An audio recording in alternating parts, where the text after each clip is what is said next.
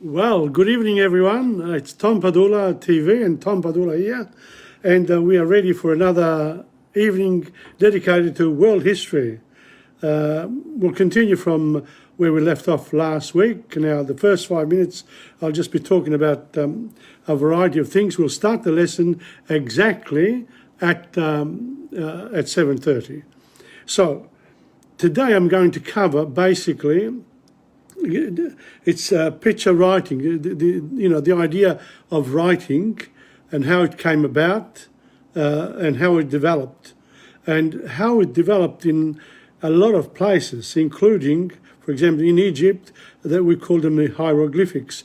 And we've also got the Chinese characters that were, that came from pictures, basically, as well. And the Sumerians with the cuneiform writing, a bit different. But writing in general, to the stage where you've got an alphabet, took a few thousand years. However, the most important thing to remember is that writing came about and progressed because the Neolithic village grew in some places where there was a lot of good soil, fertile soil, like around the Nile River, and also the Tigris-Euphrates River, the Indus River, and of course what we call the Yellow River in China. Now, this is not the only place. Now we have to then go into other areas, North and South America, the northern, the poles. Australia, see what happened there. In some places, writing did not develop. So that's important. The next thing that became important was the discovery of copper, in other words, metal. Neolithic villages used stones and wood to make implements, arms, to go hunting, whatever. So with the arrival of metal, again, things progressed because metal is strong. You can kill the beast more quickly. In other words, it shows that the Neolithic village then became larger, became into cities, and it's important. That's what's important. So once you discover iron, copper, or copper, basically tin, the metal material. Once you discover that, then you go, some people then in cities started beautify themselves. The house, the Neolithic village house became more elaborate, and so did also the cities. They grew, and so there was need of government. And that's where we're at. So we've got jewellery and implements became more sophisticated. Then we're going to have a look at the government of Egypt to begin with, and also some of the development of religion, for example, became very important. Now, that's one. After half an hour, I will dedicate a quarter of an hour to Indigenous history, Aboriginal history, and the way it affects us even today, because where people have invaded other lands all the time. So invasion is not something new, not exclusive just to Australia. All other countries have been invaded at one stage or another and continue to be so through the act of migration of people moving from one place to another. So we can calm down about the idea of invasion being such a worn-out cliche in a way, because human beings will need to progress, regardless of whatever. We're going to go into extra, people in space now, so there'll be other lands to be discovered and to be invaded. And finally, I will be interviewing again. I'll interview Thompson, relating to the TAFE system here, so a bit of modern history, if you like, the political situation there. And, of course, I will also present some songs, Italian songs, the lyrics of Italian songs. So I'll be singing those or reading them, whatever. But the idea is that I present certain songs which I then use on a Tuesday for my Italian class from 11:25 to 12:30 on Tuesdays, and also then on Sundays as well. Don't forget we've got Dante Alighieri with this coming Sunday. It'll be Dante Alighieri Canto number 10. So at 7:30, I need to start. Amazing. I must have been eating some, I don't know, more salt. I need water. Okay, picture writing, drawings and meaning. The first writing was picture writing. So if you wanted to write home, for example, you just draw a little picture of a of a little house, let's say, and then the picture idea basically developed in China as well as in Egypt. Now, Chinese writing then progressed. As the years went by, the actual initial picture became more of a symbol, if you like. So today's Chinese writing is very different from the original development. But you had to learn what each picture meant. So when I first became interested in sort of writing in general, I sort of learned that the Chinese had to learn 4,000 characters in order to write in Chinese, and hieroglyphics is the same. So, but things have moved. We have alphabets for the major European languages now, and things have moved on. So the importance of writing. Now, why is writing so important? At any rate, the ancient Egyptians learned to write at a time when our own ancestors in Europe had barely emerged from the Paleolithic savagery. So in other words, whilst in Egypt they were already the communication was already in writing from the point of view of government, the people in Europe were still in the Paleolithic age. It means Old Stone Age times. So they hadn't even moved towards the new Stone Age. So that's so. In other words, it just shows you that in different parts of the world, progress is different, and it's because it's geographical in nature in many ways. So let's not forget that transport system becomes important, and once government coming in there, they want to control, or they need to control. They need to enact laws. They need to then implement those laws, and of course, writing is important. So the importance of their achievement is made clear by the great American historian. The invention of writing has had a great influence in uplifting the human race than any other achievement in the life of men. It was then, and it is now, more important than all the battles ever fought and all the constitutions ever written. So in other words, the act of writing, the fact that you can write, is important. It doesn't matter which language it is, as long as there is you become an expert in the language where you live. So in other words, in Australia, it's English is important. But now we also have the movement towards retaining other languages and appreciating other languages. And in the world, they say, between the major languages and the smaller languages, there are about 10,000 languages. So it's a lot of languages, and it covers a huge area. So when we got to Mars,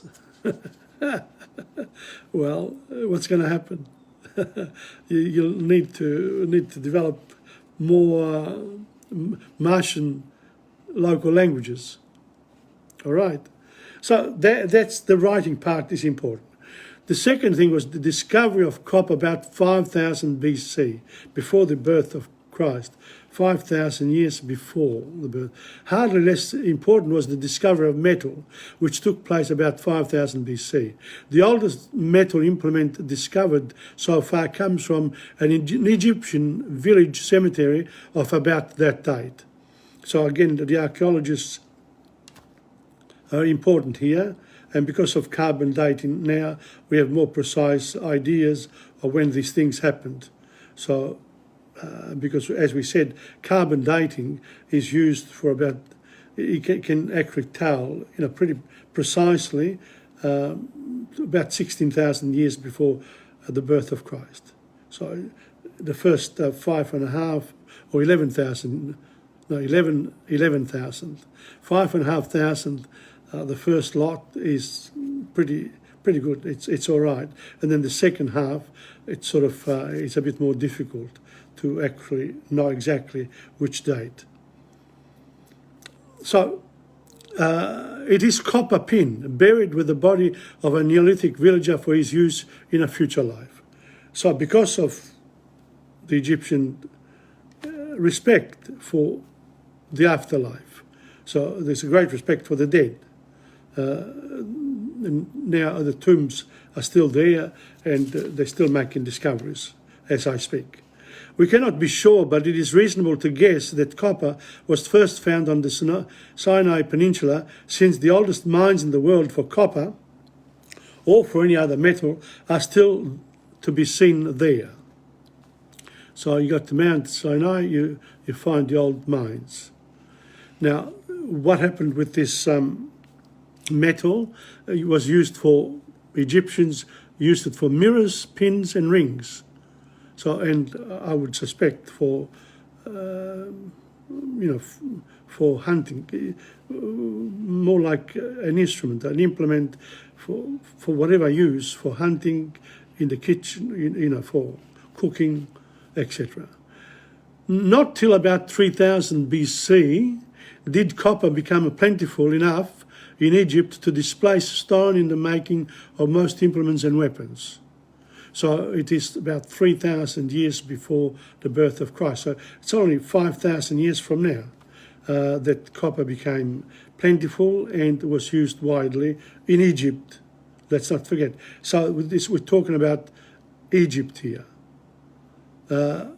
When that happened, however, man's control over nature increased enormously and immediately. The earliest pyramids were built about 3000 BC. So the earliest pyramids we find in Egypt date about 3,000 years before the birth of Christ. The earliest pyramids were built about 3,000 years before the birth of Christ. They still stand today to remind us of the importance of the discovery of metal, for without metal tools, they could not have been erected. So that's where we are. So that brings us to, to now the Egyptian civilization. Here we are, our first civilization. What did we say? Civilization came, the word for civilization comes from civilis, so a Latin word meaning citizen. So in other words, you had to be part of a larger, the Neolithic village once it becomes a city, a small city, it needs governing. It's not the same, because in a Neolithic village it's small enough for there to be one ruler and for giving the power to that particular person to to exercise control over the future of the Neolithic village and its people.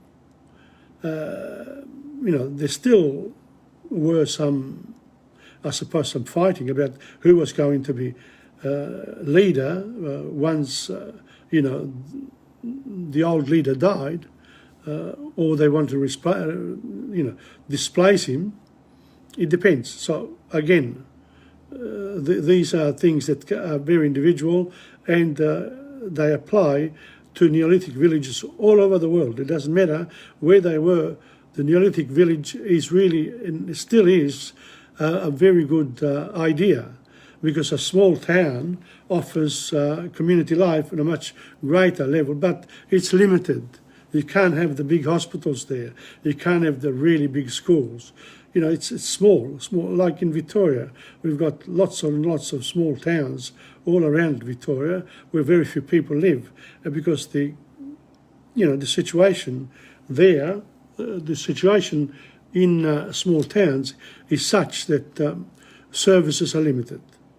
So, but we're over the Paleolithic age, except it may be in the jungles of the Amazon in South America.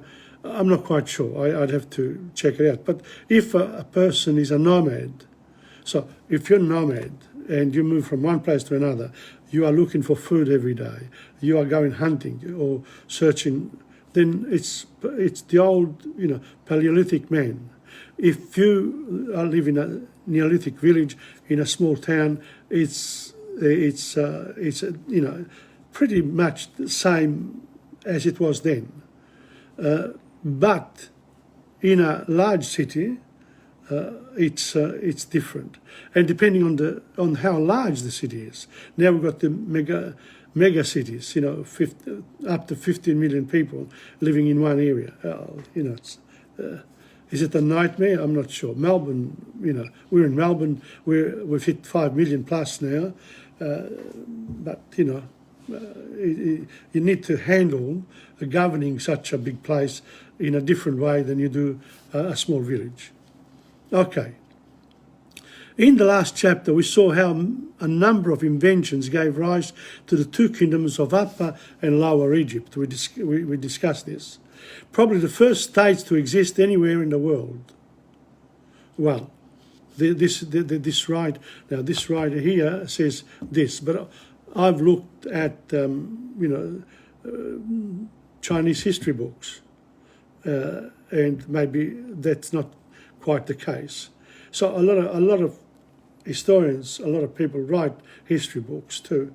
They don't have all the answers either. So they'll make certain assumptions, and you need, if you want to learn about history more and more, you go across the various civilizations rather than sticking only to your own national one. So we've got the Upper and Lower Egypt. In about 3360 BC, a strong king of Upper Egypt, whose name was Menes, conquered his rival, the king of Lower Egypt, and made the whole land into one large state, as it was to remain for thousands of years. So this one general ruler overcame the other ruler in Lower Egypt and made it into one state. Now you can imagine the size of Egypt and what you need to do to control the whole lot. So you will need a lot of people to serve you in all areas of the lands that you occupy, that you call your own.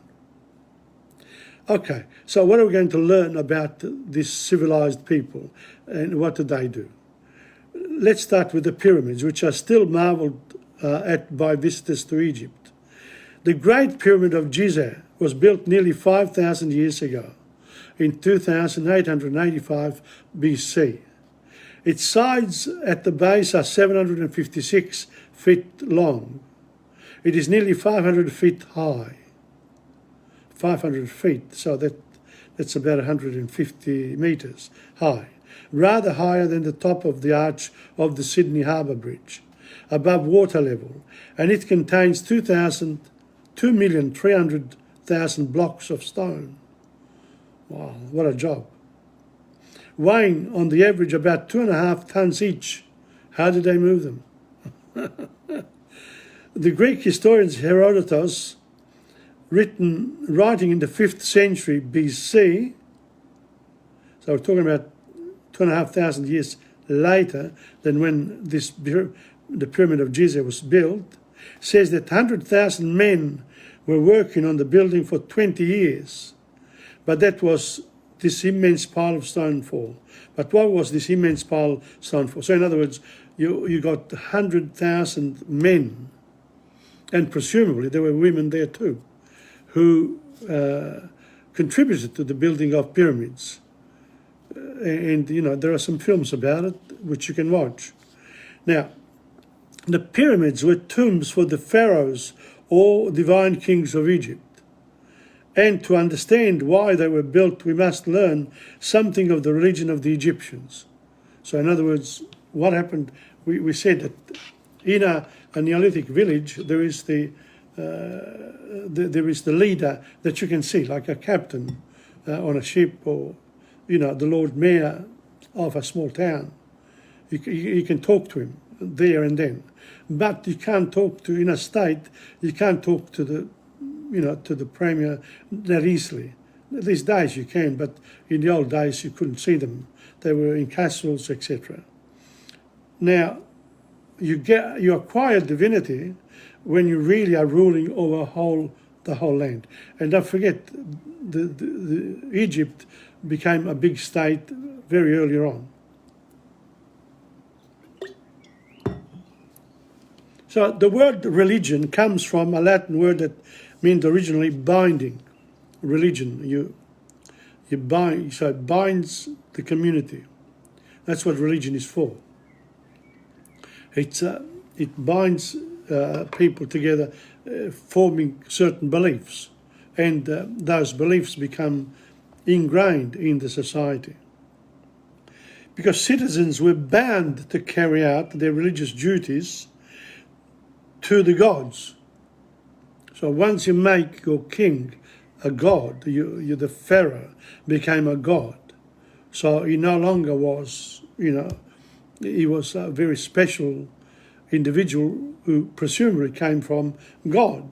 So if you've convinced everyone that there is a connection between the person who rules you and God, then let's see what happens.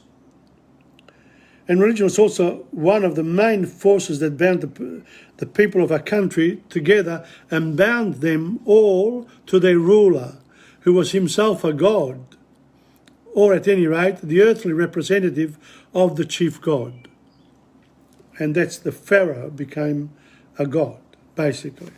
And presumably his family had created the next god. So, now, Ra and Osiris, the givers of life. Let's have a look at the Egyptian religion. What did they believe in? The Egyptians believed in a great many gods, as did nearly all ancient peoples. Yes, because religion is also the animist religion, for example, in Africa, in South America, and in Europe too. Many people believe in Indian society. You get the idea that you have your ancestors are also your spiritual guardians, but also, let's say, you have to respect nature. So the trees, the animals, they can acquire special significance as well. So here we are. So the Egyptians, but the two most important were, so the Egyptians had many gods, but the two most important ones was Ra, the sun god, and Osiris, the god of the Nile, and of the rich earth that the river gave. So you needed the sun, and you needed the god that protected the Nile. And don't forget, from there we get the calendar. We got the calendar, and the farmers were able to produce a lot of wheat and other food matter, plentiful enough. If 100,000 people were working, well, not at the same time, over a 20-year period, were working on the pyramids, they had to be fed. They couldn't be going to work in the morning in the farm. So this is where the governing comes in, and you do different things.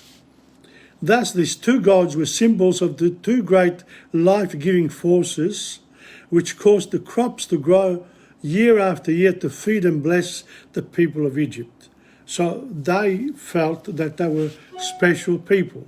Now, let's not forget also that these special people here, once you become free and once you have a ruler, they then will will need more manpower to do more things, and therefore that's the beginning of wars, to succumb another lot of people, presumably in smaller Neolithic villages, and not looking the same as the people of Egypt. So they had specific characteristics. That's the idea of race. There's a racial thing here, beginning here in Egypt, whether we like it or not. But the great king of Egypt, the Pharaoh, was the earthly representative of Ra, and was thought of as being divine. So he represented the sun god. When he died, the Egyptians believed his soul would go rejoin Ra in the cloudless sky, there to live forever. And presumably to bless the crops, continue to bless and look after the Egyptian people. Now, what happened here? Mummification of Pharaoh for journey to the next world.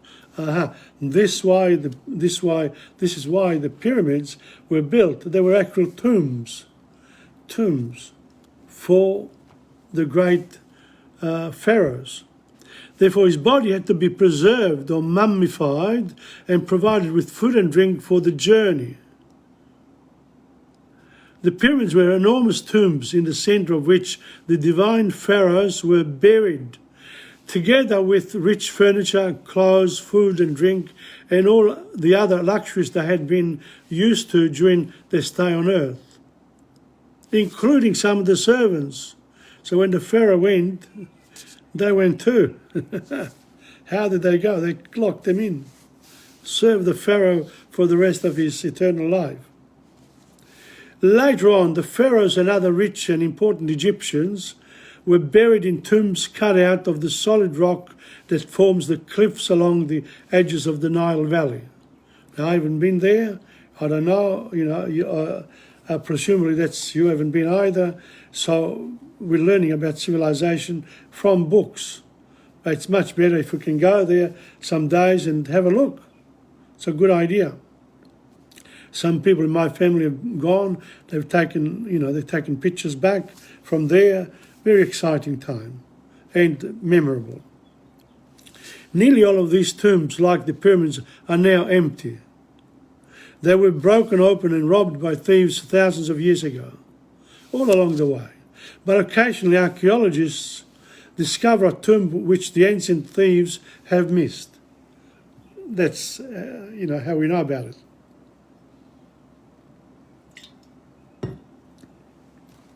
Tutankhamun's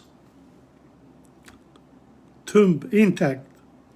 In 1922, there was great excitement when the tomb of the pharaoh Tutankhamun was discovered. In it was the mummified body of the boy king, lying in a rich jewel-encrusted coffin, just as it had been left when the tomb was sealed at the end of the funeral service in about 1350 before the birth of Christ. Just over 1,000. So presumably the tombs of previous pharaohs were robbed. Egyptian Empire included Syria and Palestine. Now, this we don't know. The pharaohs, of course, because they became powerful, they built up their armies. And we'll talk about these things here. And they conquered the peoples around their area. And they included Syria and Palestine. Now, Syria, let's not forget, it's the Tigris-Euphrates. It's a long way from Cairo, from Egypt. In those times, they had to travel quite a long way. So they needed to have an army that could move fast. And it's an important element here, because now we will discover how these pharaohs ruled cruelly by making these people here slaves. And they had to work for the pharaoh or the rich Egyptians. They were, the workforce, the worst jobs, presumably, and they, they became part of Egyptian society. Not at the top. If you, watch the movie of Moses, important, the Ten Commandments, that gives you a very good idea of life during the Egyptian period. Tutankhamun was one of the last of the Egyptian emperors. Wow. For the 300 or 400 years before his time, Egypt had been so powerful that her pharaohs ruled over the peoples of Palestine and Syria, as well as over the Egyptians. After the young king's death, Egypt declined in importance until even the knowledge of how to read hieroglyphics disappeared from the earth. Well, they say that they couldn't read it anymore. Well, but in the days of her power, Egyptian architects and builders created magnificent temples at Thebes, the capital of the empire, and at other Egyptian cities. Some of these buildings have never been surpassed in grandeur. They really was quite an enormous civilization, really. The temples of Amun-Ra at Thebes. Today, the visitor to Thebes may still see the ruins of the great temple built there to the god of the empire, Amun-Ra. The roof of the central hall was supported by 12 immense stone columns, which are still standing. They are the largest ever erected by men. They are 79 feet high, and there is room for 100 men to stand on the top of each capital. Many large public buildings today are decorated with stone columns in imitation of those first designed by ancient Egyptian architects. Of course, these magnificent buildings were erected only for the gods and pharaohs, or for great Egyptian noblemen. Only a few. So, in other words, once you became a ruler over a people, they became your people. You looked after them, they worked for you, and they did whatever they wanted to do with you. So, presumably, if you were okay, you lived a reasonable life. But if you were not, you were punished.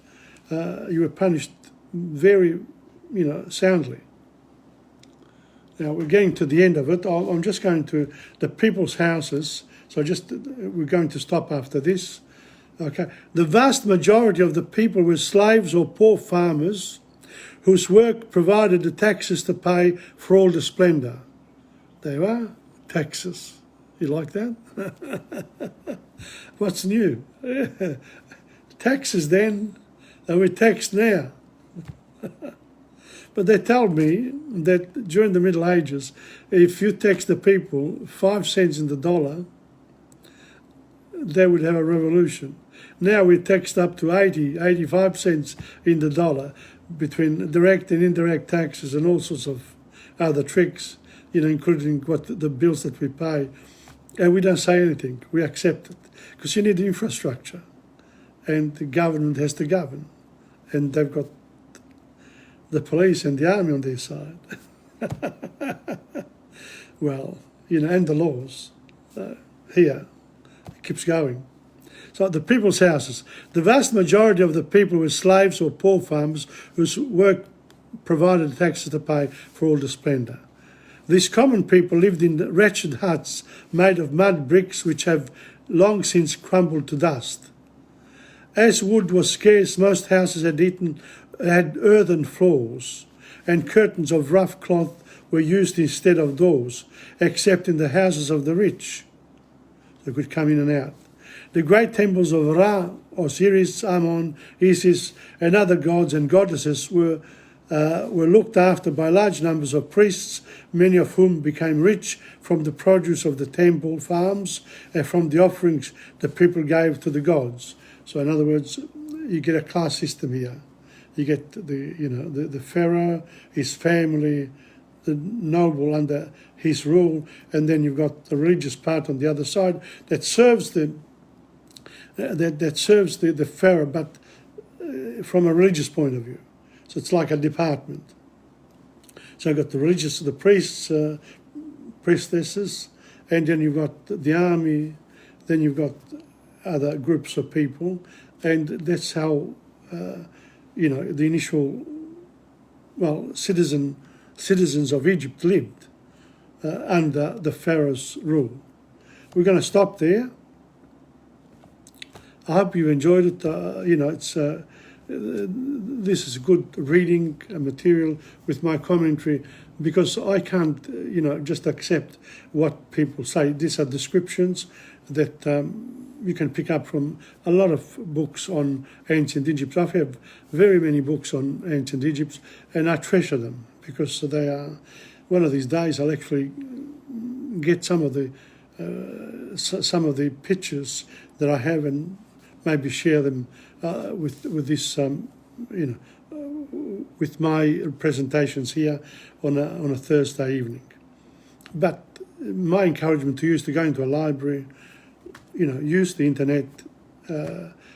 Today we are very lucky because knowledge is everywhere. But unless you actually have an interest in history, there are many people that are not interested. They just want to live day by day. They want to enjoy. They haven't got much time. But I think, going into history and actually reading up on these things is good for your soul. I truly believe that. So on that note there, I'm going to stop there with this one here. And I'm going to now go into the history of the local people, the Aborigines. So that's where we are now.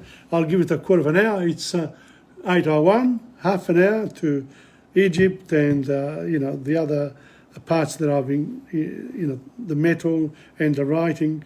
And now we got to the Aborigines. Last week, we spoke about Australia and the invasion. Now, the invasion, Captain Cook did not invade Australia. Captain Cook came and went. It was Captain Arthur Phillipps who brought in the prisoners that the British government wanted to get rid of from the Thames because they had lost the American War of Independence, 1776 to 1783. It was under, it was a colony of Britain, of the King of Great Britain, of England. And they, the Americans, the migrants, if you like, and the people who had been brought there, they were numerous enough and strong enough to say, we want to be independent now of the King. And so they created their own constitution. They fought the English King and won in 1783 with the help of the French, believe it or not. But this now, but soon after, the Americans who spoke English, of course, won against English.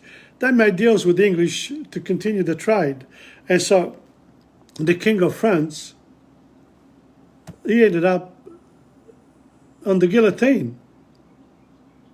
He didn't play his politics properly.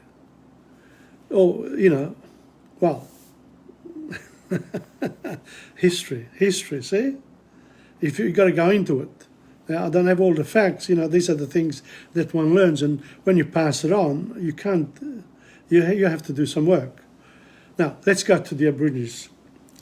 In the southern part of Australia, Captain Arthur Phillipps settled in Sydney, and slowly but surely more ships came with more convicts and also the people who looked after them, the guards, and you needed a governor for the colony, given the brief by the British Home Office So you got to do this, this and that. And they started to work. Slowly but surely, they became engaged with the land. And the people who were here, slowly, they were sort of estranged. Because they said before they could go anywhere.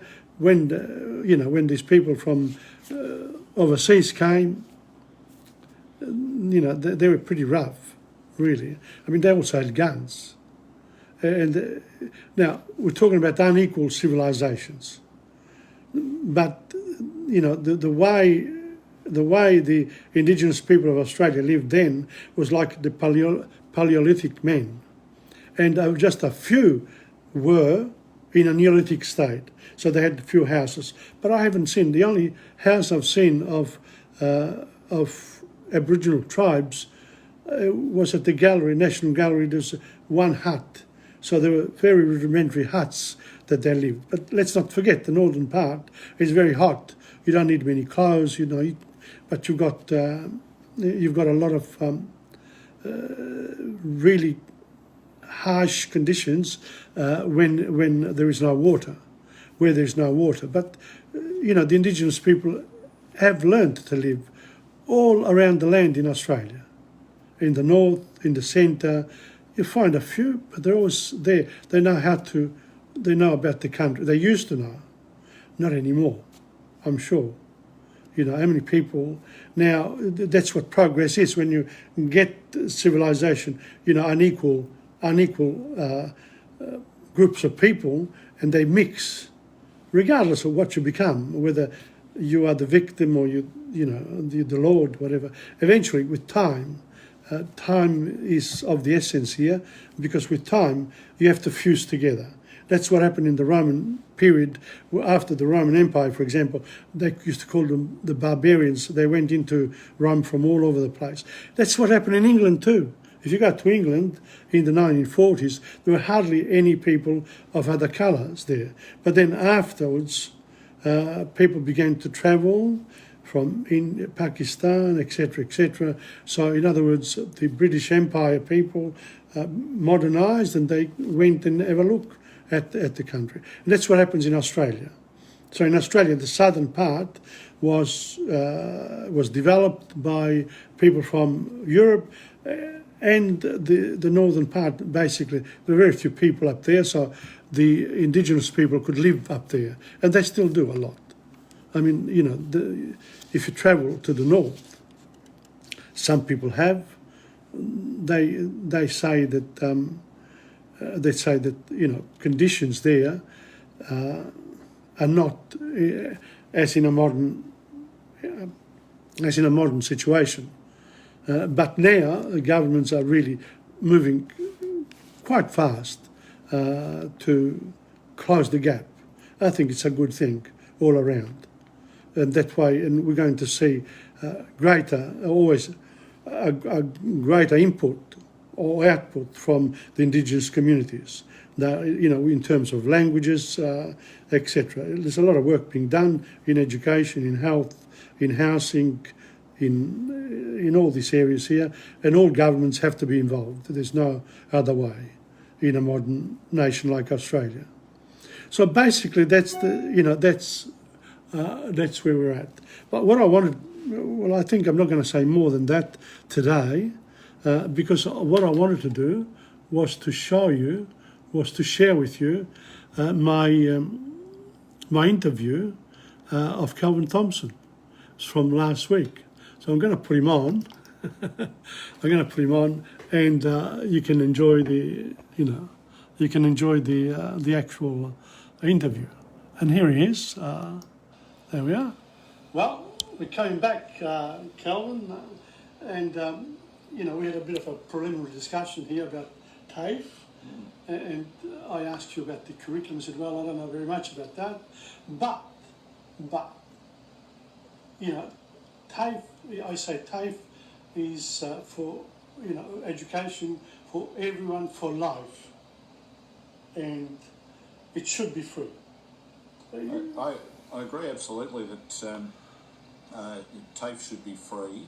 I think what's been lost sight of is that education is a public good, and the nation benefits from having young people in particular, but people of all ages, educated in ways that enable them to make a contribution and to meet the nation's skills needs. Now you have employers saying, oh, we've got a skills crisis, we don't have people with the skills.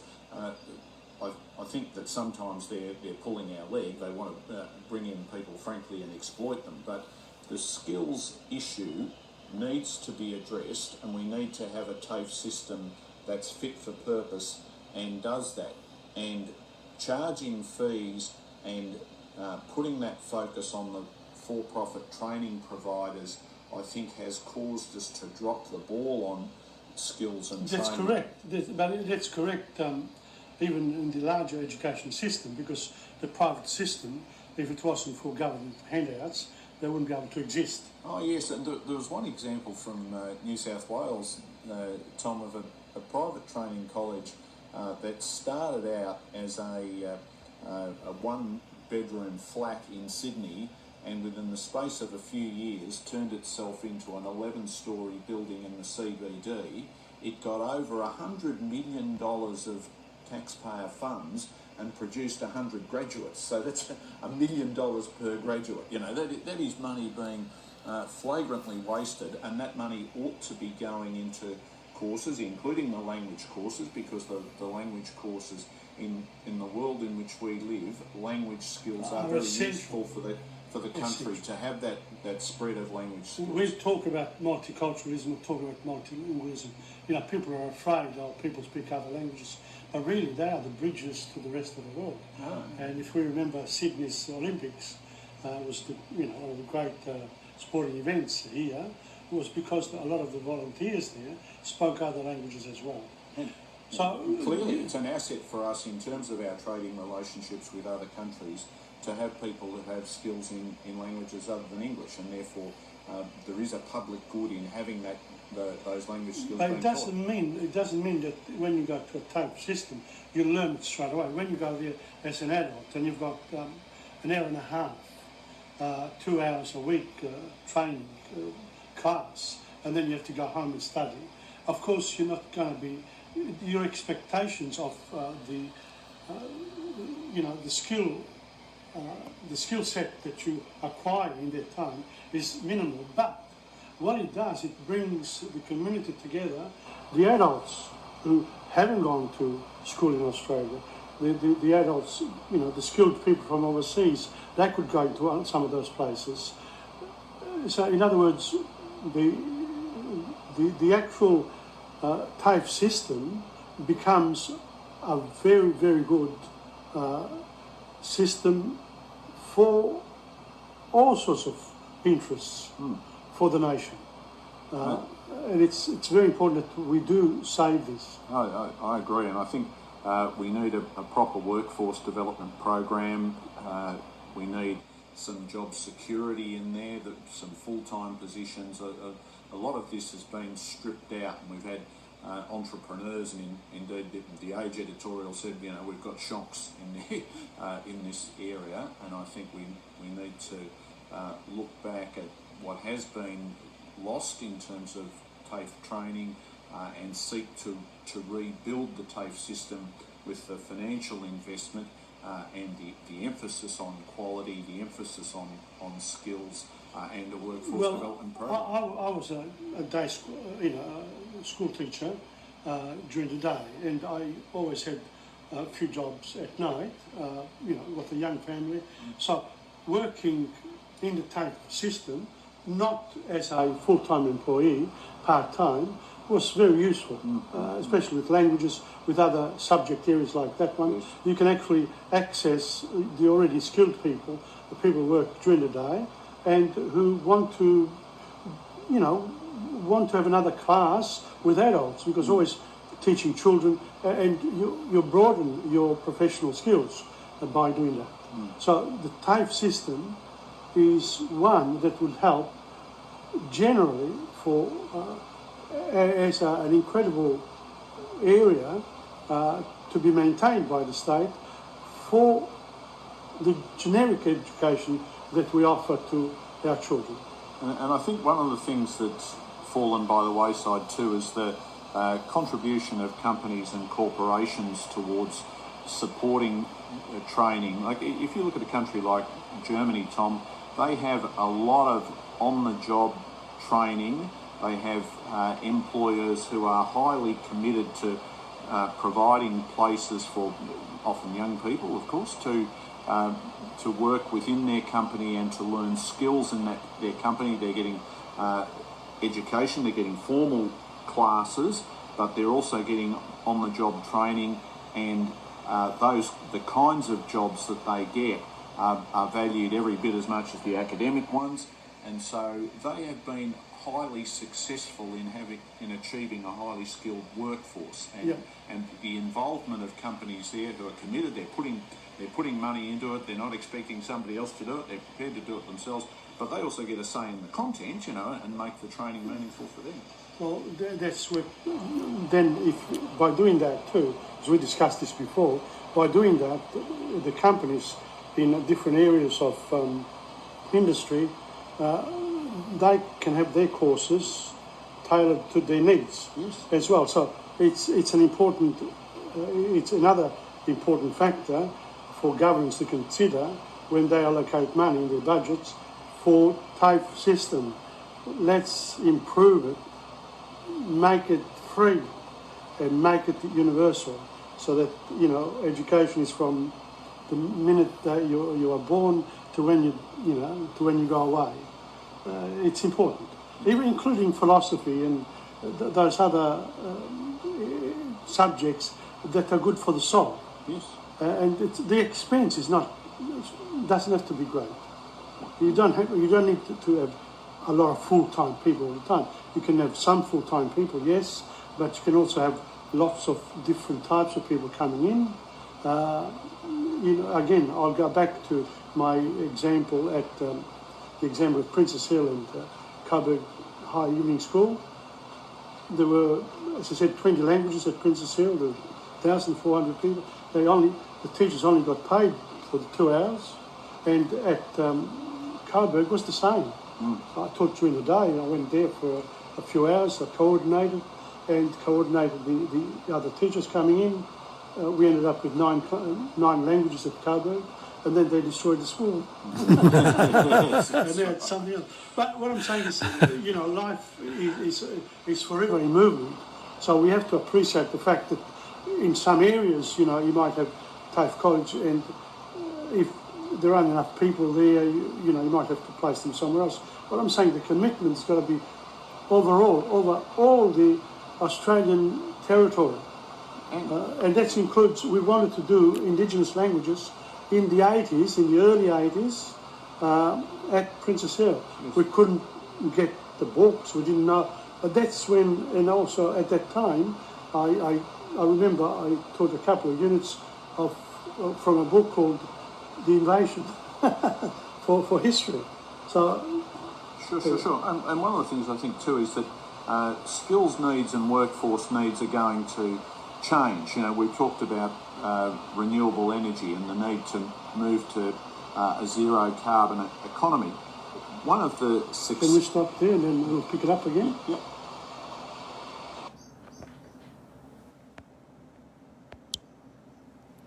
Well, I'm very pleased to see that Francis, Gallo and Filippo, Castiglione and Nina Alberti are on. Hello. I normally don't say anything, but I hope you're enjoying this, and we'll continue with this discussion. There's one more with Calvin for next week, but now time has come for me to go to my Italian songs. So I better get going and get them here. We're going to start with the first one. It's called Fiorin Fiorello. Fiorin Fiorello. And I hope you enjoy it. Should I show you the actual words? Yes, I will. Fiorin Fiorello. Here it is.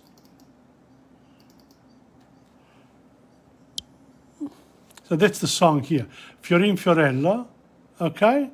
And I'm going to go to me singing it, and I will use the words in this particular song on Tuesday when I do the Italian class. So here we go.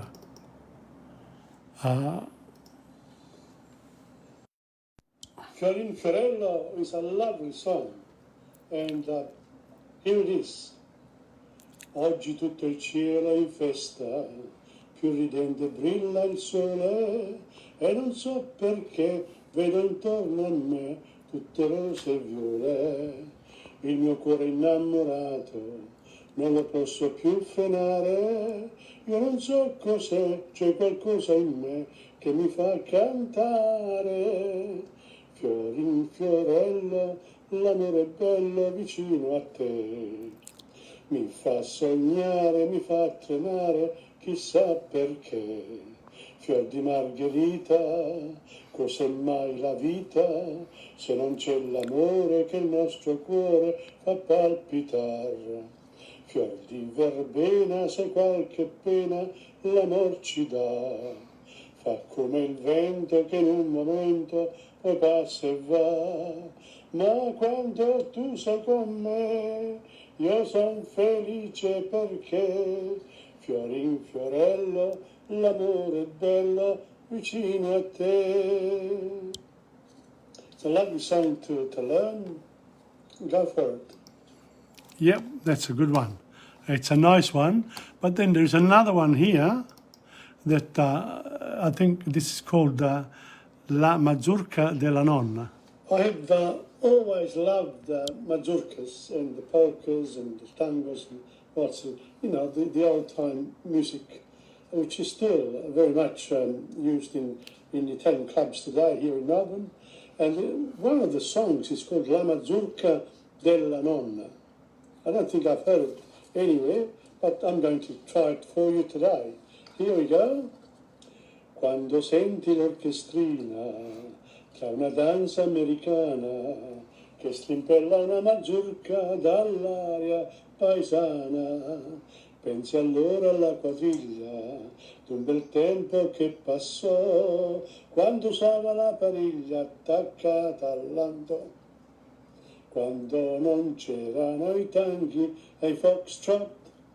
Ah, la mazurka che ballava la mia nonna, con le trecce a penzoloni, con i mutandoni sotto la sua gonna. Quando mio nonno, per baciare la sua mano, non usava la scaletta ma la bicicletta fino al primo piano, i giovincelli di 20 anni o poco più, come eran belli coi baffoni per l'insù. Alla mazurka d'un bel tempo assai lontano, quando prima di sposarsi stavano a guardarsi con le mani in mano. Or si balla la carioca, il sassofono rimbomba, ma mio nonno suona ancora il grammofono a tromba. Pensa a me con nostalgia all'antica gioventù, quando allora ogni Maria non era Mariù, come era bello quel tempo che fu. Alla mazurka che ballava la mia nonna, con le trecce a penzoloni e con i mutandoni sotto la sua gonna. Quando mio nonno, per baciare la sua mano, non usava la scaletta ma la bicicletta fino al primo piano, i giovincelli di 20 anni o poco più, come eran belli coi baffoni per l'insù. Alla mazurka d'un bel tempo assai lontano, quando prima di sposarsi stavano a guardarsi con le mani in mano. Well, it's a good old song. Well, they are really. I mean, this is the advantage of having the computer here. Now, there's another one. I've done I've done enough to cover my my program for today, and then give myself a bit of time with you. But this one here is called Il Tango delle Capinera, which is a tango. But this song here is called Il Tango delle Capinera, and there are instrumental versions of it as well. But the words are quite beautiful, and they tell a good story. and you need some explanations as well in order to understand it all. But I'm just going to try it out now. Il Tango Del Capinera. Laggiù nell'Arizona, terra di sogni e di chimere, se una chitarra suona, cantano 1000 capinere. Hanno la chioma bruna, hanno la febbre in cor, chi va a cercar fortuna vi troverà l'amor. A mezzanotte va la ronda del piacere e nell'oscurità ognuno vuol godere. Son baci di passione, l'amor non sa tacere, e questa la canzone di 1000 capi nere. Il bandolero stanco scende la sierra misteriosa, sul suo cavallo bianco spicca la vampa di una rosa. Quel fior di primavera vuol dire fedeltà, e alla sua capinera egli lo porterà.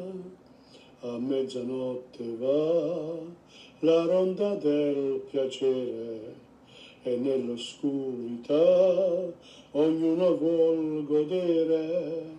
Son baci di passione, l'amor non sa tacere, e questa la canzone di 1000 capi nere.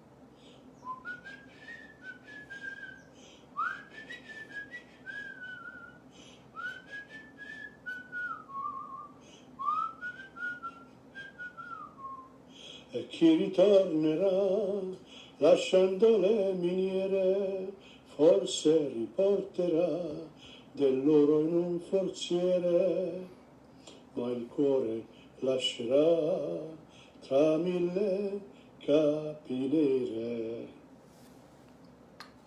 Well, this is Arizona, so people looking for gold. The capinera is a bird, but also the women with black hair. Okay, that's enough. Yeah, that's enough for... No, it's enough, not enough yet, because there's one more that I've got to show you, and this one here, we got to Rome, and it's, you know, it's a beautiful song, really. Let me see. Let's go. This one here, this song is called Come bello fa l'amore quando è sera. It's there's a Roman language, a little bit, a few expressions from Rome. It's quite a tradition, a cultural tradition in Rome for producing very nice songs to sing. And so here we go. Come bello fa l'amore quando è sera. Chi per fa l'amore vuol il salotto e il separé, chi se sceglie l'ombra profumata d'un caffè. Mentre c'ho da dite, a me piace amoreggiare per le strade in libertà. Quando poi tramonta il sole, so più dolci le parole, a tu per tu. Come è bello fa l'amore quando è sera, core a core con una pupa che è sincera, quelle stelle che ci guardano lassù, non so belle come l'occhio che c'hai tu. Luce bianca, dormi veglia d'un lampione che ti insegna dove tu te puoi baciare, specialmente fra le rose a primavera. Come bello fa l'amore quando è sera. Spersa nelle erbette fra la rose e le panzè, io c'ho una casetta che mi fabbrico da me. C'ha pettetto il cielo, c'ha la luna babba giù, nel tramonto è tutta blu, non ci pago mai pigione, e ci porto ogni maschietta che mi va. E se un vigile mi chiede, lei che fa? Io rispondo, è casa mia, che non lo sa?